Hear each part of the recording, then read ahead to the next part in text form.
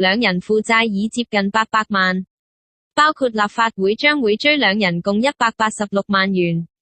特區政府司法覆核的4/5訟費及兩人自己的費用、上訴費等，兩人自稱無錢埋單，有律師獻計，提醒他們可以申請破產，並且願意免費替他們申請。這名律師經常在小巴車身刊登破產、離婚廣告。有關的免費申請聲明在臉書上發表之後被網民鬧爆。梁游的欠債其中立法會的薪酬及預支費用是納稅人的資產。這位律師甘願與全港市民為敵，做臭自己個名。除了低 B 之外無法解釋原因，抽水抽着火水。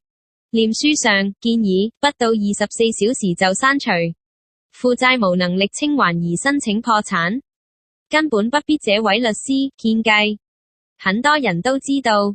其次所謂免費義務申請，價值亦不過那4-5千元，這是一般律師樓收費。面臨破產的人亦不可能支付巨額的申請費。梁游兩人是否會破產？即時好處是巨債一筆勾銷，但未來幾年，衣食住行受到監控，不可以坐的士，不能大魚大肉，灣仔的豪宅亦要搬出。